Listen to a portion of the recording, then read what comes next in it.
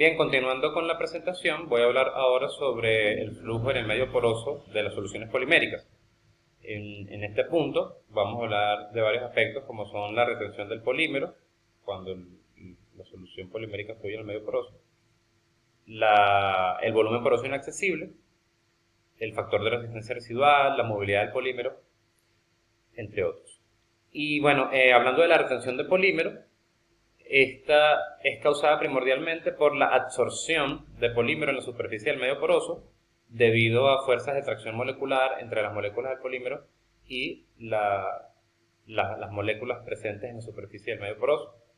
Y también se presenta la retención por causa del entrampamiento mecánico en los poros, ya que los poros, algunos poros son muy pequeños en relación a la molécula de polímero en solución, y esto ocasiona que la molécula de polímero quede atrapada en esos pequeños canales de flujo y de esta manera quede retenido el polímero allí.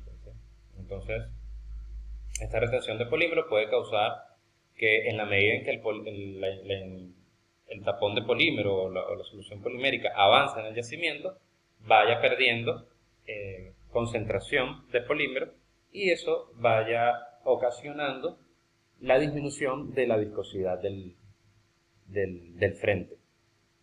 Entonces, la cantidad de polímero retenido cuando la solución fluye a través del medio poroso debe ser determinada por medio de pruebas de laboratorio. Aquí tenemos una figura que representa la absorción de polímero en función de la concentración de polímero en el fluido, donde la absorción se representa en microgramos de polímero por gramo de roca y la concentración en partes por millón. Y bueno, se observa que a medida que la concentración aumenta, también lo hace la absorción, ¿sí? Aunque bueno, no es la relación no es lineal, pero sí hay un aumento constante. Y a esta curva se le llama isoterma de absorción, ¿sí? Esto normalmente es lo que he encontrado referido en los casos que he estudiado. Muchas veces se busca modelar la isoterma de absorción para el polímero, y esta isoterma modelada se introduce en el modelo numérico. El volumen poroso inaccesible se refiere a la fracción de espacio poroso no contactado por la solución polimérica.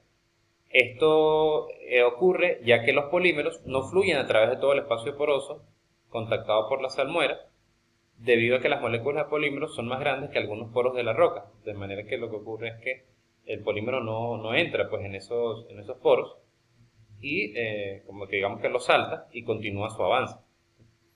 La magnitud del volumen poroso inaccesible, por sus siglas en inglés IPB, puede estar en el rango de 1 a 2%, como de 25 a 30%, dependiendo del polímero y del medio poroso. Nuevamente, esto es algo que debe ser pues determinado a través de pruebas de laboratorio, aunque hay algunos valores de referencia por allí. Y bueno, ¿qué es lo que ocasiona este fenómeno? Es que el flujo se ha acelerado, es decir, la tasa de propagación del polímero se acelera, ¿sí? Sin embargo, el impacto de este fenómeno es frecuentemente enmascarado por la retención de polímero. Es decir, mientras este fenómeno ocasiona que el polímero avance más rápidamente, pero al mismo tiempo mucho del polímero es retenido, de manera que esto se compensa, digamos, estos dos fenómenos se compensan.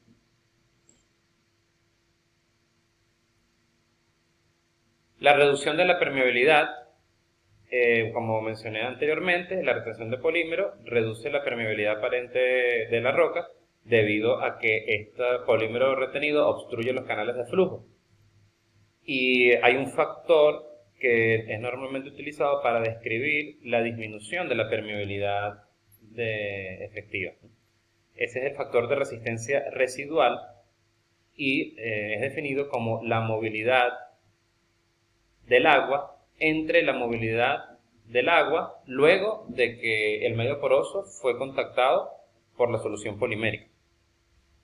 Es decir, si tenemos un núcleo en donde se hace fluir una solución polimérica y luego de esto se hace fluir agua, entonces la movilidad que presenta el agua en ese momento es esa movilidad que se menciona aquí que se coloca aquí en el denominador. Mientras que la movilidad del agua sería la movilidad del agua al fluir por un medio poroso que no ha sido contactado por el polímero. Dado que estamos hablando pues del mismo fluido, entonces las viscosidades se cancelan en tanto numerador como denominador y el factor de resistencia residual queda expresado como permeabilidad efectiva de la matriz a la salmuera entre la permeabilidad efectiva de la matriz a la salmuera luego de que el medio poroso fue contactado por el polímero. Este factor de resistencia residual generalmente tiene valores mayores que 1 porque pues la permeabilidad es menor. La permeabilidad que está en el denominador es menor por la explicación que se ha dado anteriormente. Entonces esto tiene valores mayores que 1. He visto valores de 1,5 en ese orden. La movilidad de los polímeros. Bueno, este punto es un punto que encontré, ¿verdad?, en un texto en donde ellos explican cómo se hace para definir la movilidad de los polímeros, ¿sí?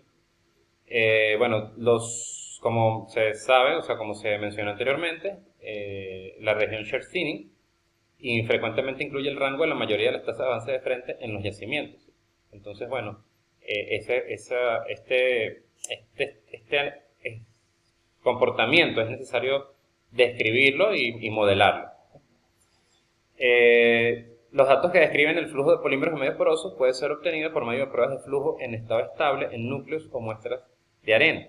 Dado esas pruebas, se puede aplicar pues la ley de Darcy y vamos a poder obtener, dado que podemos tener control del valor de la velocidad, de la caída de presión, de la longitud del núcleo, podremos obtener en las pruebas de laboratorio el valor de la viscosidad del polímero para diferentes caídas de presión y diferentes velocidades de avance o digamos que esto va a ser proporcional a la tasa de corte.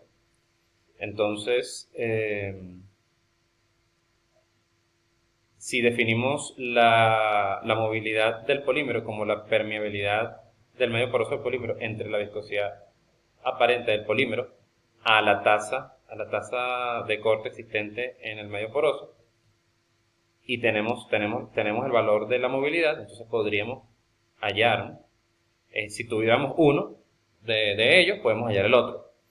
Sin embargo, lo que mencionan pues allí en el libro que investigué, dice que generalmente no puedes definir uno sin definir el otro. Entonces lo que se hace es que un método es que se asume que la permeabilidad al polímero es igual a la permeabilidad al agua y se despeja la viscosidad, pero ya no es la viscosidad del polímero, sino se denomina una viscosidad efectiva, ¿okay?, que sería igual a la permeabilidad al agua entre la movilidad del polímero.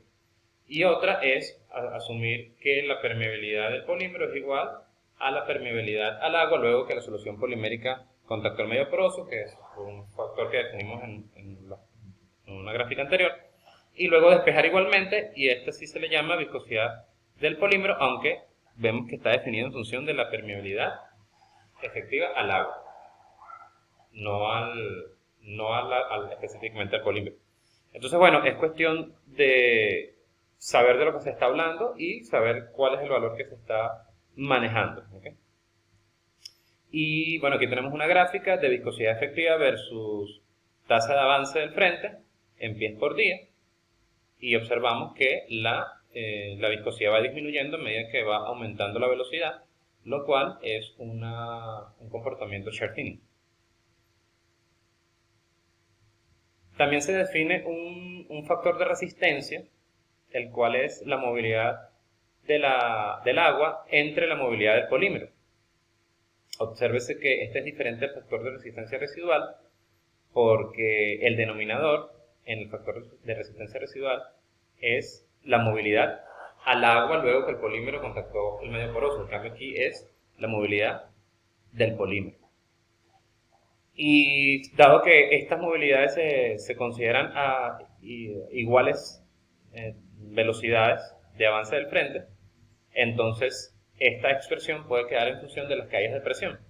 O sea, el factor de resistencia va a ser igual a la caída de presión en el medio poroso cuando el polímero está fluyendo, entre la caída de presión en el medio poroso cuando la salmuera está fluyendo. Entonces, este es otro factor que puede resultar de interés para definir o para modelar el flujo de los polímeros en el medio poroso. Bien, con respecto a la degradación, bueno, la degradación no es más que la ruptura de las moléculas de polímeros, lo que se traduce en la disminución del peso molecular y la pérdida de las propiedades viscoelásticas de la solución. ¿Qué factores pueden causar degradación o ruptura de las moléculas de los polímeros? La alta salinidad y dureza del agua de formación. Ya llega a un punto en donde las interacciones moleculares, ya más que estirar a la molécula de polímero y disminuir la viscosidad, ya ocasiona su ruptura. Entonces debe verificarse que las condiciones de salinidad sean las apropiadas para que no exista esta degradación, o por lo menos que no exista en niveles inaceptables. También las altas temperaturas ocasionan la disminución. Bueno, en la medida que aumenta la temperatura, obviamente disminuye la viscosidad, pero ya a muy altas temperaturas ya se degrada el polímero. El contenido de oxígeno en el sistema también puede causar degradación de polímero, y esto es especialmente importante a la hora de realizar pruebas de laboratorio. La acción microbacterial en el caso de los biopolímeros también, y las altas tasas de corte que pueden ocurrir a nivel de perforaciones en el pozo inyector, a nivel del cabezal del pozo inyector y en la vecindad del pozo, pueden ocasionar también la degradación del polímero y la consecuente disminución de la viscosidad y pérdida del control de movilidad. Entonces, aquí la advertencia, el warning que hacen es que a la hora de diseñar un proyecto de inyección de polímeros se debe estudiar si las condiciones de yacimiento y las condiciones de inyectividad permiten la viabilidad del proyecto dentro de los valores aceptables de degradación del polímero.